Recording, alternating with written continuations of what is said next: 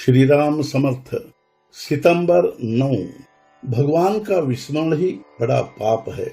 सचमुच भगवान का अस्तित्व हम जहाँ देखे वहाँ है। भगवान है या नहीं, यह जानने के लिए ही बुद्धि की देन हमें मिली है। भगवान का मर्म जानने के लिए हम यह देखे कि हमें कैसे बरतना है। जिन्होंने भगवान को जाना वे यह कह गए हैं कि भगवान को क्या प्रिय है। उनके कहने का यह सार है कि सारी विषय वासनाएं छोड़कर भगवान की शरण में जाओ।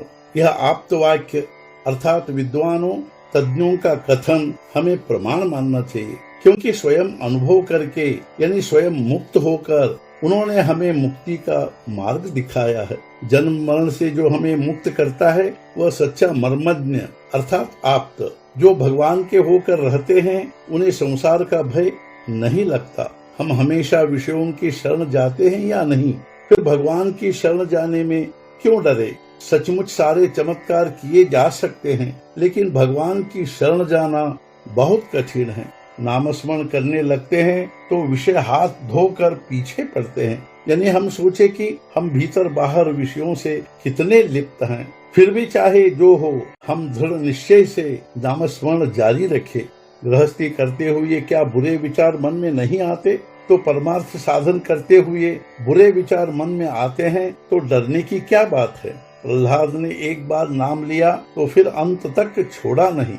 उस नाम से ही वह तर गया, उस भावना से ही उसका उद्धार हुआ। अतः यह भावना बढ़ाने के लिए हम नाम का अखंड स्मरण जारी रखें।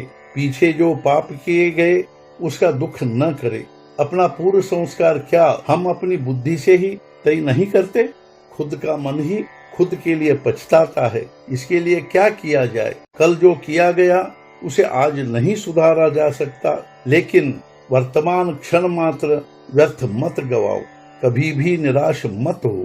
प्रत्येक साधन अपने अपने हिसाब से श्रेष्ठ ही है। साधन का काम पतिव्रता के समान मानो। यह पक्का याद रखो कि भगवान का दास हो जाना सब साधनों का और धर्मों का मूल है।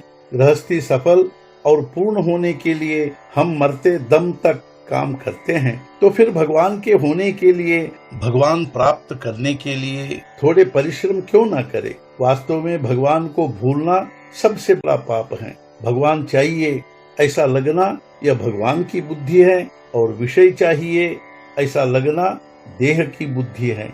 वासना यानी हमारी वह इच्छा जो भगवान के विरुद्ध है। यह वासना यानी विषयों के प्रति हमारी चाहिए नहीं चाहिए की भावना जो जो कम होती जाएगी, त्यों त्यों हमारी बुद्धि नाम में स्थिर होती जाएगी।